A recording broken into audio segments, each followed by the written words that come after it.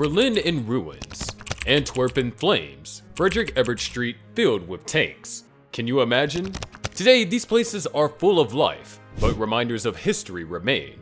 From shattered bunkers in Humboldthain Park to war-torn streets now bustling with life, these comparison pictures reveal an unbelievable transformation. Ready to time travel? Antwerp was a key target for the Allies as they pushed towards Germany, and the Germans knew it. In September of 1944, the Oberkommando made a chilling decision. Antwerp would be bombarded with V2 rockets. Shockingly, between October 1944 and March 1945, the city endured more V2 attacks than even London, with nearly 6,000 rockets raining down. But Antwerp's suffering started long before. On May 18, 1940, German forces marched in without resistance, raising the swastika over the cathedral, marking their second occupation in 25 years. The harbors were relentlessly bombed, and destruction was everywhere. In one striking historical photo, V&V leader Hendrik Elias inspects Flemish troops at the Meer. Fast forward to today, and Antwerp is a thriving, vibrant city. The Meer, once a backdrop for wartime devastation, is now a bustling shopping district. Yet if you look closely, echoes of the past remain. If you're enjoying this journey through time, consider leaving a like and subscribing for more historical whispers. Imagine standing at the busiest intersection in town where traffic flows endlessly, just like today. Now picture that same spot on November 27th in the chaos of World War II. Platz, near the central station, was a crucial junction, packed with military police directing heavy traffic as Allied convoys rolled through. Then disaster struck. A V2 rocket roared down from the sky, slamming into the convoy. The explosion sent shockwaves through the square, turning a bustling hub into a scene of devastation. In an instant, the order was replaced by chaos, and the once busy intersection was covered in smoke and debris. Fast forward to today, and life at Platz moves on, bustling, crowded, yet unaware of the horror that unfolded decades ago. The same streets where people now rush to work once witnessed the raw destruction of war. If only those streets could talk, what stories would they tell? Just imagine, it's 10 minutes past noon, and Platz is alive with movement. A British convoy weaves through the intersection, military police keeping order in the heavy traffic. Pedestrians pause to watch, unaware that in mere moments, history will be rewritten in fire and destruction. Then out of nowhere, a V2 rocket streaks down from the sky. Boom! It explodes right above the square, possibly after striking the overhead tram lines, right where the traffic policemen stood. The impact was devastating. A city water main bursts, sending water gushing through the streets. Within moments, the entire square is flooding. A tram standing at Platz takes a direct hit, its metal frame torn apart. Those watching from the sidewalks never had a chance. Now, Platz is just another busy intersection. People walk through it every day, unaware that this very ground once shook under the weight of war. Now we can take a trip to France, specifically Arromanches-les-Bains. Imagine standing on Gold Beach in Normandy today, a peaceful stretch of sand beneath towering cliffs. But on June 6, 1944, this very spot was a deadly battlefield. Arromanches-les-Bains was trapped between two 20-meter-high cliffs, where German forces had fortified their defenses, waiting for the inevitable Allied invasion. At 7:30 a.m., British troops, the 1st Hampshire and the 1st Dorset, stormed the shore east of Arromanches and Le Hamel. They had no artillery support, just their weapons, courage, and the chaos of war. The Germans had two heavily armed strongholds, WN-36 and WN-37, ready to resist. The cost was high. Within hours, the 1st Hampshire had lost 3 commanding officers. But by afternoon, tanks and reinforcements landed, turning the tides. Soldiers pushed forward, liberating Saint-Côme-de-Fresnes under the cover of battleship shelling. By 9 p.m., the British entered Arromanches-les-Bains. Today, visitors walk these streets unaware of the fierce battle that once raged here. If they knew, would they see the sand differently? Today, the Bay of Arromanches-les-Bains is calm, its waters reflecting the peaceful sky. But beneath the surface and along the shore, history lingers. Scattered across the bay are the remains of one of the 2 Marbury harbors, an engineering marvel that played a crucial role in the D-Day invasion. Back in June of 1944, the Allies knew that they needed a way to bring in reinforcements and supplies after storming the beaches. Their solution?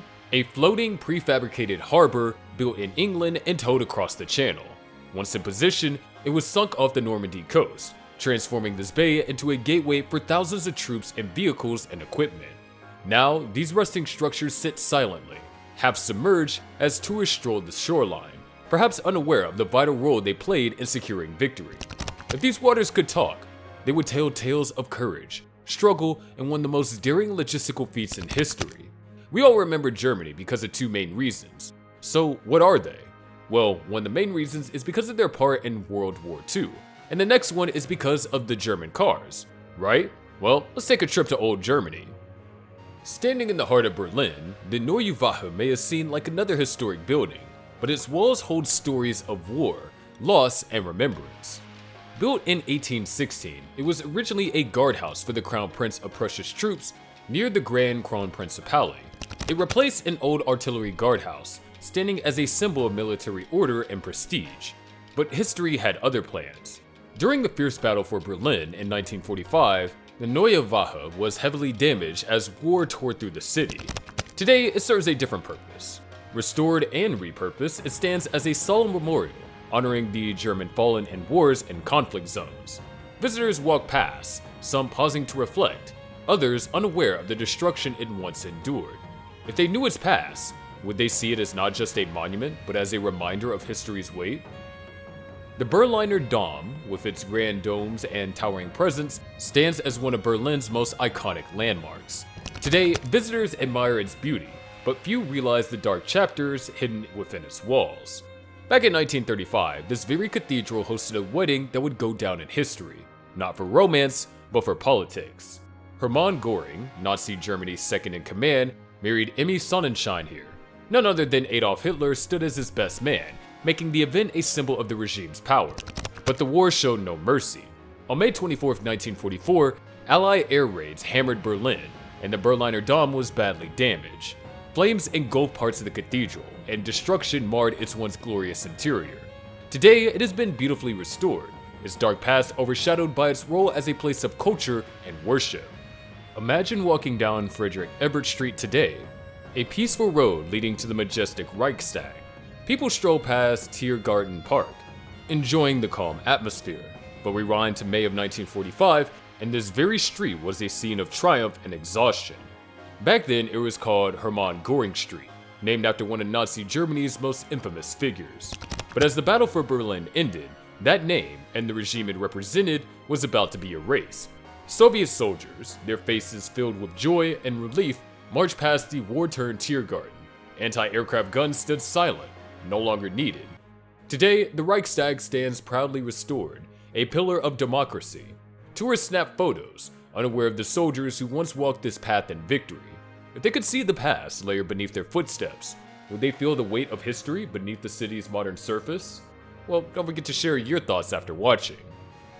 Hidden beneath the greenery of Humboldthain Park, a massive concrete giant still lingers from Berlin's darkest days, the Falkturm 3 G-Tower. While most of Berlin's wartime structures have vanished, this fortress-like relic remains, partly buried under the city's post-war rubble.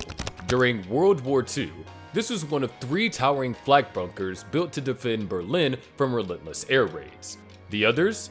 Erased from history. But here, the past refuses to be forgotten. Its roof alone is 3.5 meters thick, once strong enough to withstand bombs raining down from the skies. Today, visitors can step inside this cold, dark remnant of war, a chilling contrast to the peaceful park above. But be warned, if you don't bring a jacket, you might be turned away from the tour. As you stand within its thick walls, it's hard not to wonder, how many stories of fear, battle, and survival remain trapped within this concrete giant? Imagine standing in the quiet town of Rentgen today, near the Belgian border. It's peaceful, with no signs of the brutal battles that once raged here. But rewind to September 1944, and this was the site of a historic breakthrough. On September 10th, the first American Jeep crossed the border, igniting an assault on the formidable 630-kilometer Siegfried Line, bristling with 18,000 bunkers, tunnels, and tank traps. 3 days later, Allied forces broke through the Rentgen, the first German town to fall. Today, nature quietly reclaims this enduring silent relic. War once shattered these places, but time has rewritten their story. Streets rebuilt, scars hidden, yet history still whispers through comparison pictures. What hidden stories still lie beneath modern cities? And which of these transformations amazed you the most? Share your thoughts in the comments. Don't forget to like, share, and subscribe for more incredible history reveals.